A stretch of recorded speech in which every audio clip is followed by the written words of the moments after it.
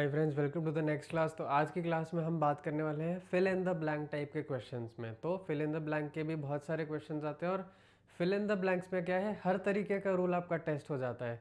Verb tense का test हो सकता है, नाउन्स का टेस्ट हो सकता है, नाउन और एडजेक्टिव का टेस्ट हो सकता है, एडवर्ब्स टेस्ट हो जाएंगे। तो जितने ग्रामर के पार्ट्स होते हैं, पार्ट्स ऑफ स्पीच होते हैं, वो सब आपके फिल इन द ब्लैंक्स में टेस्ट हो जाएंगे। तो इस टाइप ऑफ क्वेश्चन में आपका एक थॉरो रिव्यू हो जाता है कि आपके सारे कॉन्सेप्ट्स क्लियर हैं कि नहीं, वो चेक हो जाते हैं फिल इन द ब्लैंक के क्वेश्चंस में। चलिए देखते हैं। पहला क्वेश्चन है, the teacher dash the students to work harder. अब हमने देखा यहाँ पे इन्फिनेटिव फॉर्म चल रहा है, टू वर्क हार्डर। तो टीचर ने कुछ उनको बोला है, कुछ सजेस्ट करा है। तो वर्ब है यहाँ पे एडवाइज, ये चार ऑप्शंस हैं। एडवाइज़र क्या है, ये तो नाउन होता है, इसलिए एलिमिनेट कर दिया। एडवाइजिंग अकेले नहीं हो सकता, एडवाइजिंग कंटिन्यूस फॉर्म है, तो the teacher is advising, was advising, कुछ ऐसा होना चाहिए था, तो ये भी नहीं हो सकता है। एडवाइस जो है वो तो वर्ब का अपना ही बेस फॉर्म है, टू एडवाइज, राइट। तो ये भी नहीं हो सकता क्योंकि बेस फॉर्म टू के साथ ही यूज़ हो सकता है, तो ये भी नहीं हो सकता। पास्ट टेंस में एक वर्ब है एडवाइज्ड, तो the teacher advised the students to work harder, तो ये करेक्ट हो गया। आई होप आपको क्लियर है कि ये तीनों क्यों नहीं है। ये नाउन है, ये कंटिन्यूअस का गलत कॉन्जुगेशन है, और ये एक टू बेस फॉर्म में लिखा है। तो बेस फॉर्म तो हमेशा टू के साथ लिखा जाएगा, इसलिए ये भी गलत है। ठीक है, नेक्स्ट सेंटेंस, नेक्स्ट क्वेश्चन देखते हैं। नेक्स्ट क्वेश्चन है, he is dash intelligent than his brother. अब ये क्या है, कंपेरेटिव टाइप का सेंटेंस है। ठीक है, कंपेरेटिव, जहाँ पे दो चीज़ें कंपेयर हो रही हैं, वो और उसका भाई। तो जब कंपेयर किया जाता है तो एक यहाँ पे मोर का लिखा जाता है, जब आप जहाँ पे कंपैरिजन होता है। तो वेरी भी गलत होता है, मच भी गलत होता है, मोस्ट भी गलत होता है, मोर ही सही होता है। He is more intelligent than his brother. ये तीनों भी आप लिखेंगे तो बिल्कुल गलत है, ये तीनों नहीं चलते हैं कंपैरिजन में। ठीक है, चलिए नेक्स्ट क्वेश्चन है। उनके एक्सप्लेनेशन अगर आपको पढ़ने हैं, डिटेल में नोट्स बनाने हैं, तो आप ये पढ़ के नोट्स बना सकते हैं और सेव कर सकते हैं इसको। क्वेश्चन 3 है, I have been waiting for you dash 2 hours. तो अब ये क्या बोल रहा है, I have been waiting, present perfect continuous है, मतलब मैं तुम्हारा वेट करे जा रहा हूँ 2 घंटे से। तो एक ड्यूरेशन दे रहा है ना, ये टाइम का।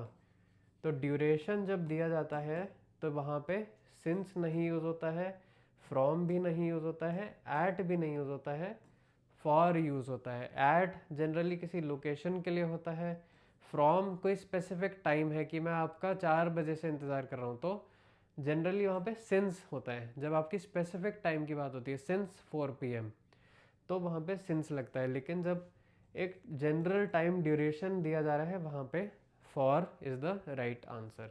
तो I have been waiting for you for 2 hours. Next question, the book was dash interesting that I couldn't put it down. अब यहाँ पे सेंटेंस स्ट्रक्चर आपको देखना है कि the book was dash interesting that. अब दैट के बाद एक रीज़न है आया, तो यहाँ पे आपका एक फॉर्म सेंटेंस का स्ट्रक्चर चलता है जो होता है so that the book was so interesting that. ठीक है, तो ये दोनों जो है ये हमेशा साथ में चलते हैं कि कोई चीज़ इतनी अच्छी थी कि मैंने उस चीज़ के साथ उस चीज़ को ये कर दिया। कोई बुक इतनी इंटरेस्टिंग थी कि मैंने उसको पढ़ लिया। तो इतनी और कि मैंने कुछ करा, ये हमेशा साथ में हिंदी में भी चलता है, जैसे ऐसे इंग्लिश में भी चलता है। तो the book was so interesting that I couldn't put it down. ठीक है, तो यहाँ पे सो आएगा, जैसे यहाँ पे भी लिखा है एक्सप्लेनेशन में, the structure so that is use to express a result. ठीक है, सच जो होता है वो नाउन के पहले यूज होता है, नाउन फ्रेज के पहले यूज होता है, लेकिन हमारा यहाँ पे इंटरेस्टिंग था, तो द बुक वॉज इंटरेस्टिंग। तो इंटरेस्टिंग तो एडजेक्टिव है, नाउन तो नहीं है, तो सच नहीं लग सकता, तो सच नाउन के पहले ही लग सकता है।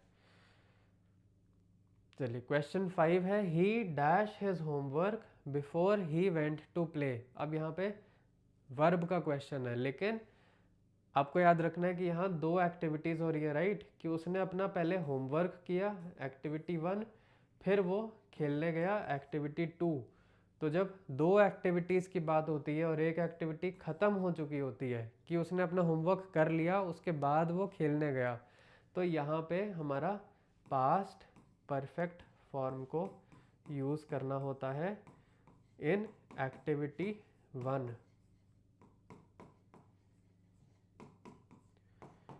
ठीक है, कुछ क्लासेस हैं मेरे चैनल पे जो वर्ब्स के ऊपर हैं, पास्ट टेंस के वर्ब के ऊपर एक डेडिकेटेड क्लास है और वर्ब टेंसेस की प्रैक्टिस के भी एक क्लास है, तो आप वो वीडियो सर्च करके देख सकते हैं जिसमें पास्ट परफेक्ट के मैंने काफ़ी सारे एग्जांपल्स देके समझाया है।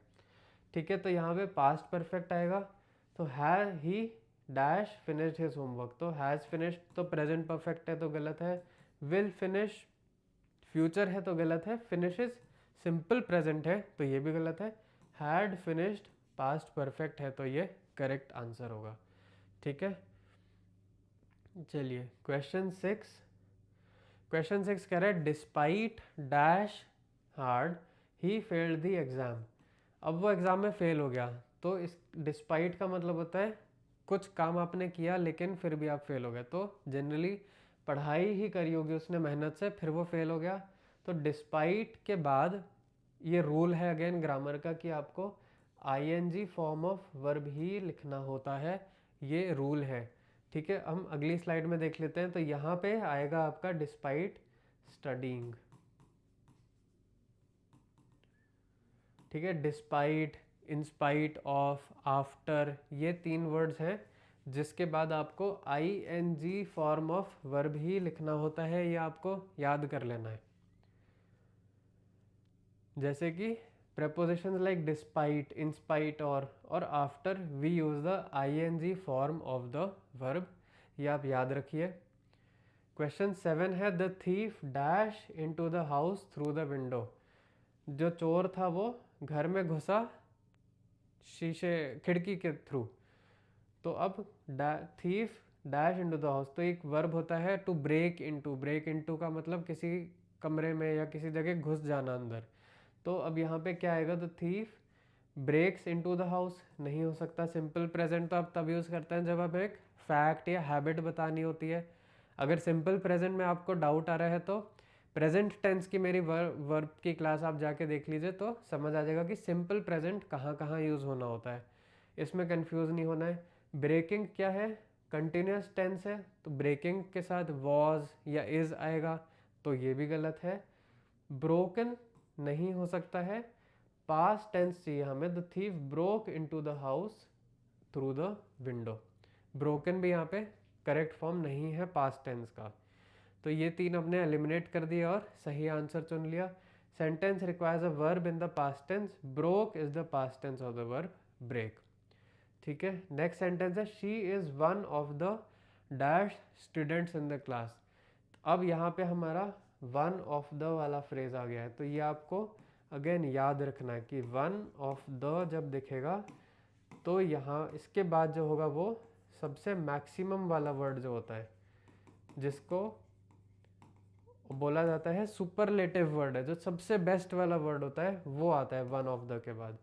तो गुड, बेटर, बेस्ट में से बेस्ट है हमारा जो सबसे टॉप का वर्ड होता है, सबसे सुपरलेटिव वर्ड होता है, तो यहाँ पे आएगा बेस्ट।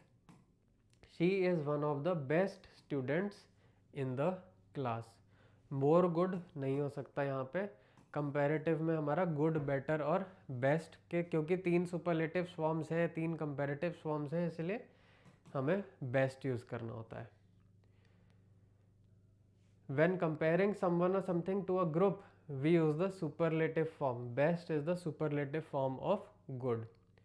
ठीक है, I am looking forward dash you soon.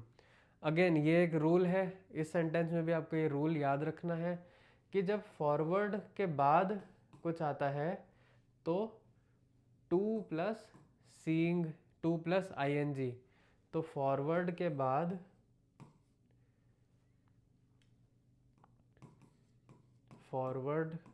बाद में हमारा टू प्लस ING फॉर्म आता है जो कि जेरेंड होता है। अब जेरेंड अगर आपको नहीं पता तो जाइए चैनल पे जेरेंड सर्च कर लीजिए और जेरेंड्स की पूरी वीडियो है 10-15 मिनट की, आप जाके जेरेंड्स आराम से समझ लीजिए। ठीक है, तो I am looking forward to seeing you soon, ये करेक्ट आंसर होगा। ये भी एक रूल है कि फॉरवर्ड के बाद, अब वर्ब तो आपका यहाँ आ चुका है, आई एम लुकिंग, मैं वेट कर रहा हूँ, लुकिंग फॉरवर्ड, मैं इंतज़ार कर रहा हूँ तुमसे मिलने का। तो मैं इंतज़ार कर रहा हूँ, ये वर्ब इसी में ही आ गया कि मैं इंतज़ार कर रहा हूँ। तुमसे मिलने का जो है, जो तुमसे मिलने वाला है वो वर्ब नहीं है यहाँ पे, वो इंग्लिश में जेरंड का काम करता है। तो टू सीइंग जो है ये जेरंड का वर्ब है और ये अब नाउन बन जाता है। Correct answer will be to seeing you soon. Gerund में कोई भी प्रॉब्लम है आप जाइए जेरेंड्स की वीडियो सर्च कर लीजिए या तो यूट्यूब पे या मेरे चैनल पे, और वहाँ से आप प्रैक्टिस कर लीजिए। लास्ट क्वेश्चन है the news dash him deeply. अब न्यूज़ से उसको कुछ बहुत गहरा असर पड़ गया, तो अब क्या ऑप्शन हो सकता है? अफेक्टिंग नहीं हो सकता है, कंटिन्यूस फॉर्म में मैंने बताया या तो वॉज या इज़ का कोई सा आना चाहिए इसके पहले, या तो वॉज या इज़ आएगा तभी हो सकता है। अफेक्टेड, अफेक्ट्स क्या है?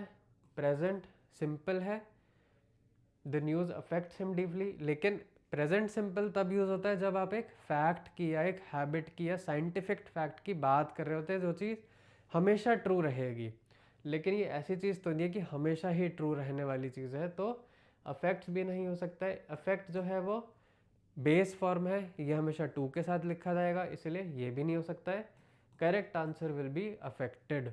ठीक है, अब अगेन आपको सिंपल प्रेजेंट का भी अगर डाउट है कैसे यूज़ करते हैं, तो या तो यूट्यूब पे सर्च कर लीजिए या फिर मेरे ही चैनल पे सिंपल प्रेजेंट या प्रेजेंट टेंस की वीडियो है, वो जाके आप देख लीजिए, जिसमें मैंने बताया है क्लियरली कि सिंपल प्रेजेंट इन 3-4 कंडीशंस में ही सिर्फ यूज़ किया जा सकता है।